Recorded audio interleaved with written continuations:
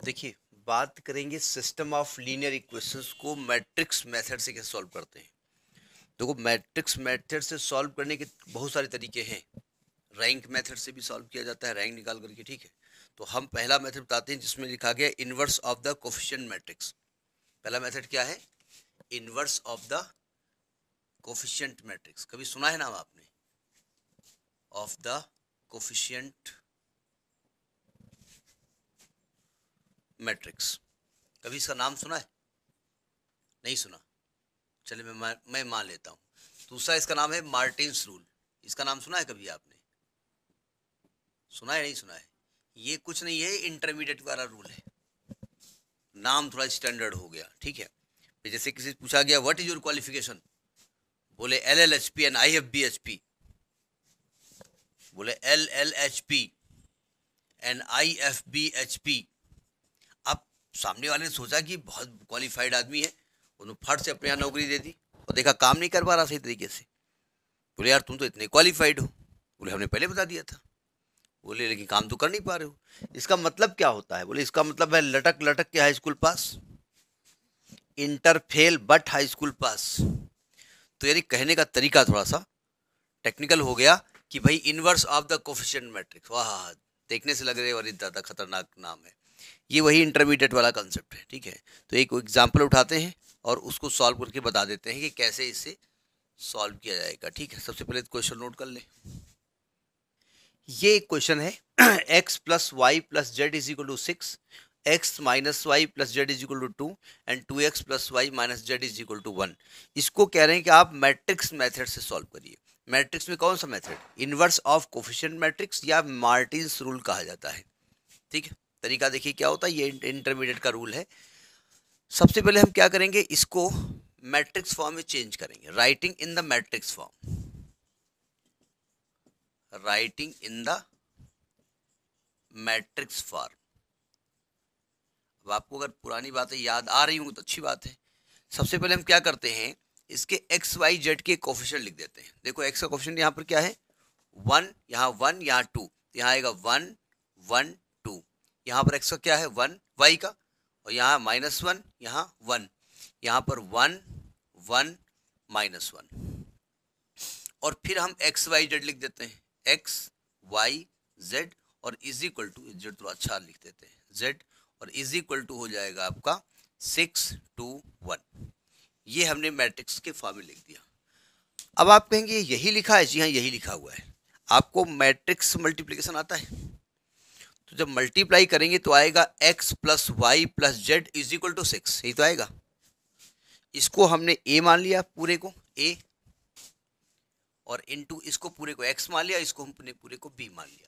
तो जब x बराबर निकालेंगे तो क्या होगा? a उधर जाएगा तो a इनवर्स हो जाएगा, a इनवर्स भी, यानी हमको क्या निकालना है? a इनवर्स निकालना है, ठीक है। Where a is what? Where a is equal to ये वाली मैट्रिक्स 1 1 1 1 -1 1 2 1 -1।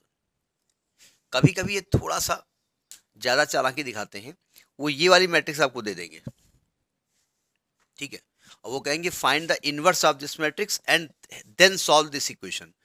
तो वो इसलिए देते हैं कि इस इक्वेशन में ऑलरेडी ये वाली मैट्रिक्स दी हुई होती है, ठीक है। तो यानी आपको इसका इनवर्स निकालना है, ठीक। पहुंचिए यहां तक। अब इनवर्स का फॉर्मूला क्या होता है? किसी मैट्रिक्स का इनवर्स कैसे निकालते हैं? रो कॉलम को चेंज कर देते हैं, हो जाता है इनवर्स। Very good. अच्छा, कोफिशिएंट निकाल के। अरे adjoint A upon determinant of A होता है, भूल गए? Adjoint A upon determinant of A बताया गया था। सबसे पहले तो डिटर्मिनेंट ऑफ ए निकालिए इसकी आप। अब याद आया, तो याद दिला दिया गया। 1 1 1 1 -1 1 2 1 -1। इसकी डिटर्मिनेंट वैल्यू आप निकालिए, हम नहीं निकाल रहे। निकालिए कितनी वैल्यू आएगी, डायरेक्ट लिखेंगे। देखिए डिटर्मिनेंट निकालने के लिए एक खास चीज और समझिएगा। कोशिश से कर दीजिए, अगर जैसे इसको इसमें माइनस करो तो यहाँ 0 आ जाएगा, इसको इसमें माइनस करो तो यहाँ 0 आ जाएगा, तो 2 0 आ जाएंगे, तब खोलो इसको। यानी अब आप कहेंगे नंबर है छोटे छोटे कर लेंगे, तो कर लो।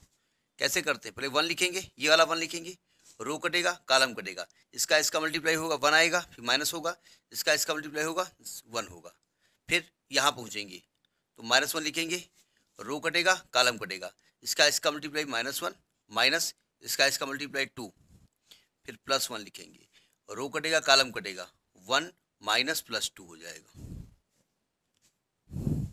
ठीक है, कैलकुलेट करो कितनी वैल्यू आ रही है इसकी। अब हम ये तो 0 हो जाएगा ना, और ये माइनस का 3 आएगा तो प्लस का 3 हो जाएगा, और ये प्लस का 3 हो जाएगा, इसकी वैल्यू 6 आएगी, यानी इसकी वैल्यू 6 आ गई। इज नॉट इक्वल टू 0, क्योंकि हमने बताया था कि इनवर्स निकालने का फॉर्मूला क्या होता है, adjoint A upon determinant of A. शर्त यह है कि डिटर्मिनेंट ऑफ ए 0 नहीं होनी चाहिए। ठीक है, पहुंचिए, आ जाएगा। देखो अब आपको एडजॉइंट कैसे निकाला जाता है, एडजॉइंट का तरीका बताइए। एडजॉइंट कोएफिशिएंट लेकर के, कोफैक्टर्स लेकर के, तो हम मान लेंगे कि let cofactors of A is, इसका नाम दे दो सी, सी से देंगे क्योंकि बी ऑलरेडी हमने यहाँ पर यूज कर रखा है। तो सी बराबर क्या होगा, इनके सभी के कोफैक्टर निकालेंगे, इसका A11, इसका A12, इसका A13, इसका A21, इसका A22, इसका A23, इसका A31, इसका A32, इसका A33। अब देखो ध्यान से, सावधान। अब हमको ऐसा है A11 A12 अलग अलग नहीं निकालेंगे, निकाल दें, अलग अलग निकालते हैं। अच्छा, और निकाल के हम उसी में रखेंगे, आप अपना अलग निकालोगे। देखो जो आप A11 निकालोगे तो एक तो प्लस में आएगी वैल्यू, ठीक है, कैसे निकलेगा, ये रो कटेगी, कॉलम कटेगा, इसका मल्टीप्लाई 1 और माइनस इसका मल्टीप्लाई 0, यानी A11 की वैल्यू कितनी आ गई, क्या लिख रहा हूँ 1, यानी इसकी वैल्यू क्या आ गई 0। क्या हम कह सकते हैं कि A11 की वैल्यू 0 आ गई है, यहाँ रब करके लिख दें, आप भी लगा दो व्हाइटनर, बोले सर ने कहा था रब करके लिख दो, हमने व्हाइटनर लगा दिया। जैसे वो था ना कि एक आर्ट का पेपर था और बच्चे ने एक ब्लैंक शीट रख दी, तो टीचर ने कहा क्या है, बोले इसमें हरी घास है का मैदान है, गाय है, ये है वो है। तो टीचर ने कहा कहाँ गाय है, अरे बोले ये बताओ हरी घास का मैदान होगा तो गाय चरेगी नहीं, तो चरेगी तो घास बचेगी क्या, घास खत्म, बोले घास खत्म तो गाय, बोले गाय का चर के वहीं खड़ी रहेगी, गाय गई अपने घर तो खत्म, तो वहाँ तो आपको गाय तो दिखेगी। तो वही ये कहानी है कि व्हाइटनर लगा दिया आपने। अब आइए A12 पे, A12 निकालने के लिए साइन क्या लिखेंगे, माइनस। यहाँ देखिए ये रो कट गया, यहाँ लिखना है ना, ये रो कट गया है, कॉलम कट गया, इसका मल्टीप्लाई होगा -1 और माइनस इसका मल्टीप्लाई होगा 2, तो वैल्यू कितनी होगी, प्लस का 3 आएगा ना, यानी कि A12 की वैल्यू क्या आ गई, प्लस का 3। हमारे पास ये ऑप्शन है इसमें अमेंडमेंट करके लिखने का। अब हम बात करेंगे A13 की, तो पहले बात प्लस में आएगी वैल्यू। चलिए A13 के पास देखो, ये कंसेप्ट क्लियर होना चाहिए, क्योंकि यहाँ पर मेन है आपका स्टेप्स याद रखना। जैसे कोई नई तरीके से खाना बना रहा हो, सब कुछ वाले बोले हल्दी डाला भूल ही लियो, अब चूंकि मम्मी बना रही हैं, जो लोग बना रहे हैं उनको मालूम है ना कि इसके बाद क्या पड़ता है, उनको एक्चुअली स्टेप रटा हुआ है, तो वही यहाँ स्टेप रट लीजिएगा। देखो ये रो कट गया, ये कॉलम कट गया, इसका मल्टीप्लाई होगा 1 और माइनस, और ये माइनस का 2 आएगा तो प्लस का 2 हो जाएगा, वैल्यू क्या हो गई 3, तो इसकी वैल्यू आ गई 3। तो A11 A12 और A13 हमने निकाल दिया। अब आप आइए सेकेंड लाइन पे, A21 निकालेंगे, साइन क्या आएंगे, माइनस है ना, डिटर्मिनेंट। सावधान, यहाँ पे लिख रहे हैं ना आप, क्या तरीका होता है, ये कॉलम कैंसिल, ये रो कैंसिल, इसका मल्टीप्लाई, ये ना लिखो भाई, वैल्यू निकाले है ना, -1 यहाँ लिख रहे थे ना, और इसका मल्टीप्लाई -1, यानी -2, यानी कि यहाँ पर +2 आएगा, यानी इसकी वैल्यू क्या आ गई, प्लस का 2 आ गया। अब A22 निकालेंगे, A22 साइन क्या होगा, प्लस, यहाँ पे पहुंचिए आप, ये रो कट गया, ये कॉलम कट गया, इसका मल्टीप्लाई -1 और माइनस इसका मल्टीप्लाई 2, यानी ये माइनस का 3 आ गया, यहाँ पर आ गया माइनस का 3। A23 ये माइनस होगा, यहाँ पे आइए, ये रो कट गया, ये कॉलम कट गया, इसका मल्टीप्लाई 1, इसका -2, तो 1 -2 यानी -1, यानी कि +1 आएगा, यानी यहाँ पर 1 आ गया, प्लस का 1, प्लस लिखो या ना लिखो, तो ये दूसरी रो का कोफैक्टर की वैल्यू आ गई। अब तीसरी रो में आइए, A31 निकालते हैं। साइन क्या होगा? प्लस। यहाँ पे आइए, ये रो है, रो कट गया, कॉलम कट गया। 1 का 1 से मल्टीप्लाई 1 माइनस, और 1 का -1 से -1, तो यहाँ +1 हो जाएगा। तो इसकी वैल्यू क्या आ गई? 2, यानी ये वैल्यू आ गई 2। A22 आइए, सॉरी A32 आइए, माइनस में होगा। यहाँ पे आइए, रो कट गया, कॉलम कट गया। 1 - 1 1 - 1 यानी कि 0, यानी ये वैल्यू कितनी आ गई? 0। A33 आइए, प्लस में आएगी वैल्यू। ये रो कट गया, कॉलम कट गया, -1 - 1 यानी कि माइनस का 2, ये माइनस का 2 आ गया। तो ये कोफैक्टर की आपकी मैट्रिक्स बन गई। सही है ना? 3 1 - 2, हाँ सही है। एक तो एडजॉइन निकल आया, नहीं ठीक है, -2 0 2, ठीक है। तो ये तो आपका कोफैक्टर की मैट्रिक्स आई ना। अब एडजॉइन ए का फॉर्मूला क्या होता है? एडजॉइन ए निकालने का फॉर्मूला क्या होता है? एडजॉइन ए का फॉर्मूला क्या होता है? एडजॉइंट ए कहा, क्या पूछ रहे? सुनिए भाई, इसको ट्रांसपोज कर देते हैं। एडजॉइंट ए का मतलब क्या होता है? ट्रांसपोज ऑफ सी, ये होता है ना। इसको ट्रांसपोज करिए। ट्रांसपोज बोले तो रो को कॉलम में चेंज कर दीजिए, बोले कॉलम को रो में चेंज कर दीजिए। फिर तो जब रो को कॉलम में चेंज करोगे तो कॉलम अपने आप रो बन जाएगा। तो 0 3 3 इधर आ जाएगा कॉलम में, 2 -3 1 2 0 -2, ये आपका एडजॉइंट ए निकला। ठीक है, अब क्या करेंगे? आप इसको रब करेंगे। अब आपको ए इनवर्स निकालना है। तो ए इनवर्स का फॉर्मूला क्या होता है? ए इनवर्स का फॉर्मूला होता है adjoint of A upon determinant of A. और डिटर्मिनेंट कितनी निकली? 1/6, 6 निकली है।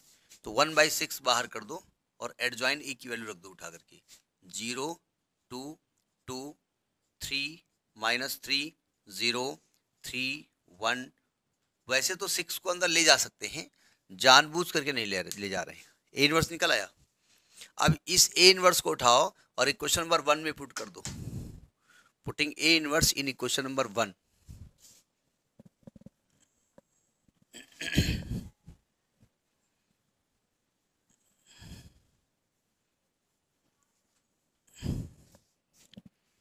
पुटिंग ए इनवर्स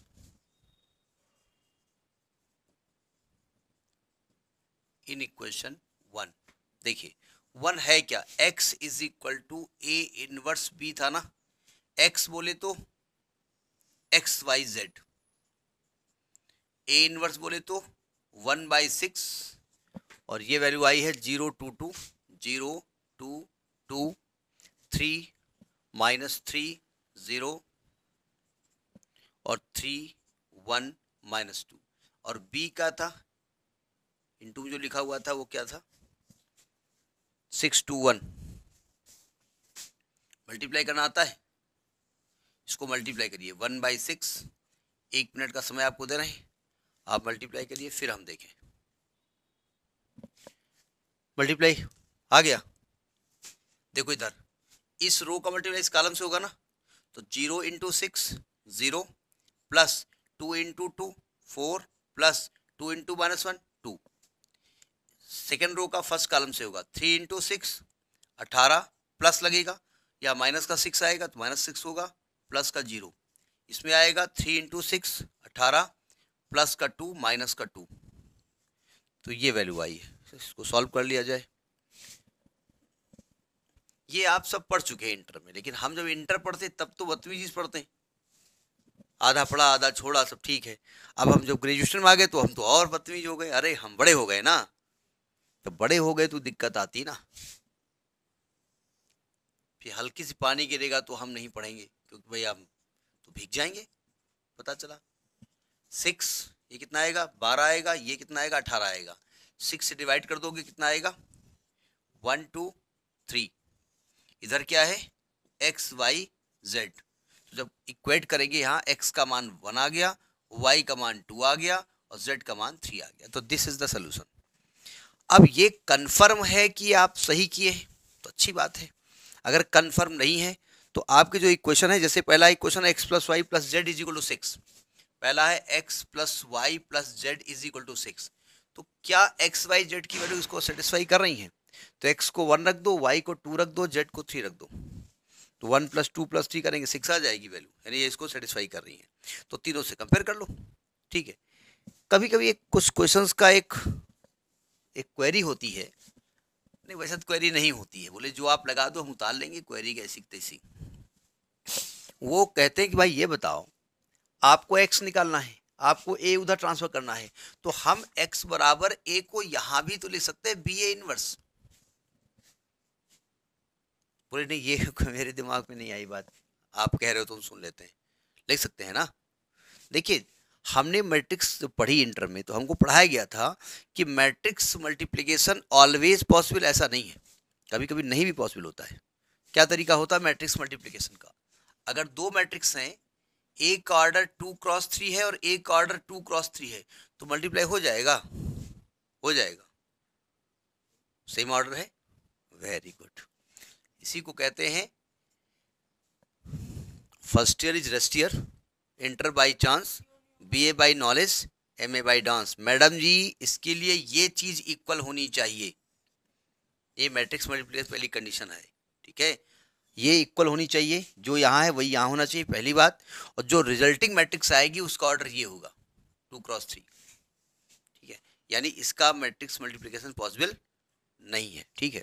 अब यहाँ पे आइए, अगर हम इनवर्स निकाल रहे थे, यानी ए इनवर्स का ऑर्डर जो आया था, ए इनवर्स का ऑर्डर क्या आया था 3x3, और बी में हमने ऐसे लिखा था ना 1 2 3 ऐसे कुछ था ऐसे, तो इसका ऑर्डर क्या था 3x1। तो आप देखो ए इनवर्स फिर बी लिखा, दोनों का सेम आ रहा है, तो मल्टीप्लाई पॉसिबल है कि नहीं है? है। और जो मल्टीप्लाई होकर के ये आई है, इसका ऑर्डर क्या है 3x1। लेकिन अगर आप पहले बी को लिख देते और बाद में ए इनवर्स लिखते, तो बी का ऑर्डर क्या है 3x1 और ए इनवर्स का 3x3, तो ये पॉसिबल नहीं है, इसका मल्टीप्लाई हो नहीं सकता है, इसलिए ए इनवर्स को पहले लिखा जाता है, ठीक है। अगर आपको याद हो तो, पूरे नहीं याद है पहले नहीं कह देते, क्या दिक्कत है? कोई कहानी बताओगे कि जैसे जब आपको ट्रांसपोज का कंसेप्ट बताया गया था, तो ये कहा गया था कि मान लीजिए ए और बी दो मैट्रिक्स हैं, इनका मल्टीप्लाई किया हमने, और जब ट्रांसपोज कर दिया हमने, तो पहले बी डैश लिखते हैं फिर ए डैश लिखते हैं, तब दोनों को इक्वल करते हैं। A B transpose is equal to B transpose into A transpose करते हैं। क्यों भाई? अगर ए बी मान लिया है और आप कह रहे हो मान लीजिए इसका ऑर्डर 3x4 है, इसका 4x2 है, तो पॉसिबल है मल्टीप्लाई। लेकिन जब आप ए का ट्रांसपोज कर दोगे तो ऑर्डर चेंज हो जाएगा ना, बी का ट्रांसपोज कर दोगे तो ऑर्डर चेंज हो जाएगा, तो अब ये पॉसिबल मल्टीप्लाई नहीं होगा। उसके लिए क्या करना पड़ेगा? उसके लिए बी को पहले करना पड़ेगा, बी डैश पहले लिखेंगे 2x4, ए डैश बाद में लिखेंगे 4x3, तब ये मल्टीप्लाई पॉसिबल होगा। याद है? तो ये मल्टीप्लिकेशन है, ये आपको ISC बोर्ड में क्लास 10th में ही कंसेप्ट है, और CBSE बोर्ड या और अदर स्टेट बोर्ड्स में वो ज़्यादातर इंटर में पढ़ाते हैं, ठीक है। और इंटर में पढ़ाते हैं लड़के बहुत ध्यान से पढ़ते हैं, इतना ध्यान से पढ़ते हैं कि ध्यान जैसे कपूर होता है वैसे वॉश आउट हो जाता है आते आते, ठीक। ओके,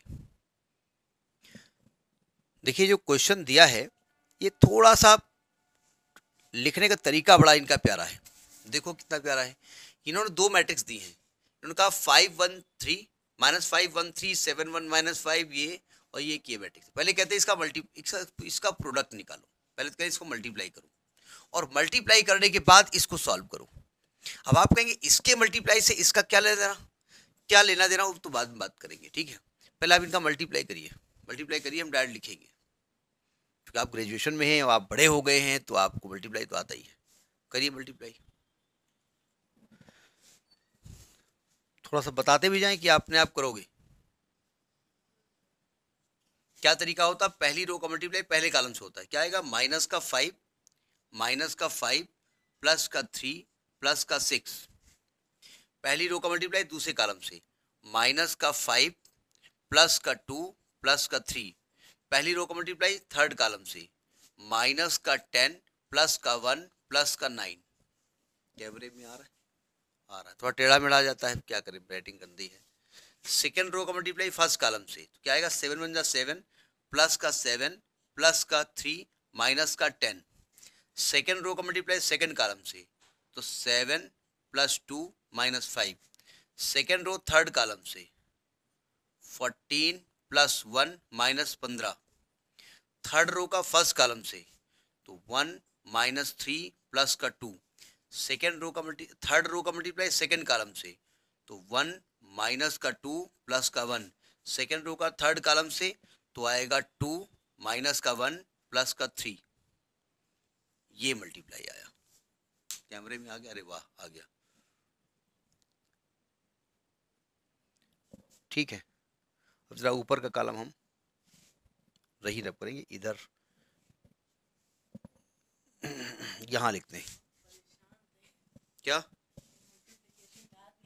नहीं याद आ रहा, हाँ बाद में ये याद आता ना, ये दिक्कत है। देखो जब हम ए बी बराबर लिखा हमने, जरा देखो छोटा सा लिखते हैं, ये कितना आएगा, 6 3 4 आएगा, ये 0 आएगा, ये 0 आएगा, ये 0 आएगा, ये 4 आएगा, ये 0 आएगा, ये 0 आएगा, ये 0 आएगा, ये 4 आएगा। ये ए बी का मल्टीप्लाई 4 आ गया, ठीक है। ये किस प्रकार की मैट्रिक्स है, जिसमें स्क्वायर मैट्रिक्स भी हो, आइडेंटिटी मैट्रिक्स दिख रही है आपको। ये हाँ 4 अगर कॉमन ले लें, तो 4 हम कॉमन ले लेते हैं, और ये 1 0 0 0 1 0 0 0 1, जरा समझने की कोशिश करिए, ये रब कर दें हम। देखो ध्यान से, हम एक्चुअली कहना कुछ, ये क्वेश्चन कुछ और चाहता है, और वही ये कहना चाहता, वही ये कह रहा है। देखो ध्यान से, सावधान। यानी ए बी का जब मल्टीप्लाई हमने किया, ए बी का मल्टीप्लाई किया, तो क्या आया, 4 कॉमन लिया, ये आया आइडेंटिटी मैट्रिक्स, 3 क्रॉस 3 की आइडेंटिटी मैट्रिक्स। ये बताइए, अगर अगर अगर ये 4 गायब कर दिया जाए, अगर गायब कर दिया जाए, और ए और बी का मल्टीप्लाई आइडेंटिटी मैट्रिक्स होगा, तो क्या ये शो कर रहा है, अगर 4 गायब कर दिया जाए और ए और बी का मल्टीप्लाई किया जाए और i3 आ जाए, 4 नहीं आ रहा मान लेते हैं, तो 2 का मल्टीप्लाई i3 आने का मतलब क्या, क्या ये इंडिकेशन है, पूरा इंडिकेशन मतलब 1 0 0 0 1 0 0 0 1 आ रहा है, क्या मतलब है इसका, ये एक दूसरे के इनवर्स हैं, ये इसका मतलब हुआ जाकर के। हमने आपको बताया था इनवर्स का कॉन्सेप्ट, जब वो ट्रांसफॉर्मेशन मेथड बताया गया था, transformation A I is equal to A करके प्रूव करा था इनवर्स निकालने का तरीका, तो वहां बताया गया था कि अगर दो मैट्रिक्स का मल्टीप्लिकेशन i3 आ जाए या आइडेंटिटी मैट्रिक्स आ जाए, वे एक दूसरे के इनवर्स हैं, ठीक है। अब आप कहेंगे अच्छा ये 4 कहाँ जाएगा, 4 हटा दो, 4 इधर ले आओ, तो चाहे आप कह दो 1/4a बी का इनवर्स है, या कह दो 1/4b ए का इनवर्स है, नहीं कह सकते हो, कह सकते हो ना। तो ये कंसेप्ट ध्यान रखिएगा, ठीक है। अभी हम इसको हम यूज करेंगे, पहुंचिए यहां पर, आप जरा समझिएगा, अभी जानबूझ के ऊपर चीज रब नहीं कर रहे हैं। अब आपसे कहा गया कि भाई ये आपने निकाल लिया, कुछ मिला आपको इनवर्स का कुछ कंसेप्ट मिला, अब आप इस इक्वेशन को सॉल्व करिए। इस इक्वेशन को सॉल्व करने के लिए क्या करेंगे हम, पहले तो मैट्रिक्स फॉर्म में लिखते हैं, writing in matrix form, writing in matrix form क्या होगा, पहले तो कोफिशिएंट लिखेंगे 1 3 2 1 2 1 2 1 3, और इनटू में लिखेंगे x y z is equal to लिखेंगे आप 172। जरा ध्यान से देखिए, इस मैट्रिक्स का कहीं दीदारे मैट्रिक्स आपको उसके पहले हुआ है, ये मैट्रिक्स कहीं दिखी आपको, नहीं दिखी, कहीं नहीं दिखी है, तुमको नहीं दिख रही है, ये लिखी हुई है, ठीक है। तो आप कहेंगे एक्चुअली ये बी लिखी हुई है, यानी ये बी है, और इनटू इसको हम एक्स मान लिया, इसको हम फिलहाल सी मान ले रहे हैं, अब ए बी ऑलरेडी यूज हो गया तो मजबूरी है, तो एक्स कैपिटल एक्स मान लेते हैं, तो एक्स की वैल्यू यहां से क्या निकलेगी, बी इनवर्स सी निकलेगा ना, ये निकलेगा ना। अभी थोड़ी देर पहले हम बता रहे थे आपको कि 1/4 इंटू ए बी की वैल्यू आई थी, तो हमने कहा बी इनवर्स किसके इक्वल है, बी इनवर्स 1/4 ए के इक्वल है। वो लिख दो बी इनवर्स 1/4 ए, यानी आपको इनवर्स निकालने की जरूरत नहीं है। तो जो हम बी यहां लिखेंगे जब वैल्यू एक्स बोले तो x y z, B inverse बोले तो 1/4 और ए की वैल्यू क्या है -5 7 1 1 1 -1 3 -5 1। अब यहां पर जगह हमको खाली करनी पड़ेगी और इनटू सी की वैल्यू क्या है 1 7 2। अब समझ में आया इन्होंने मल्टीप्लाई क्यों कराया था। ये वो जानना चाहते थे कि आपको a इंटू बी जो आई आ रहा था इसकी आपको पहचान है कि नहीं है। अगर ये पहचान जिसको नहीं है वो क्वेश्चन को नहीं लगा सकता। ठीक है, अब आप इसको मल्टीप्लाई करिए। मल्टीप्लाई करना आपको आता है 1/4। क्या तरीका होता है, पहली रो का मल्टीप्लाई पहले कॉलम से, तो -5 +7 +6। पहली रो का मल्टीप्लाई सेकंड कॉलम से, सेकंड कॉलम है नहीं तो काम ही खत्म हो गया। सेकंड रो का मल्टीप्लाई फर्स्ट कॉलम से, तो 7 +7 -10। थर्ड रो का मल्टीप्लाई इससे करेंगे तो 1 -7 +2। ठीक है,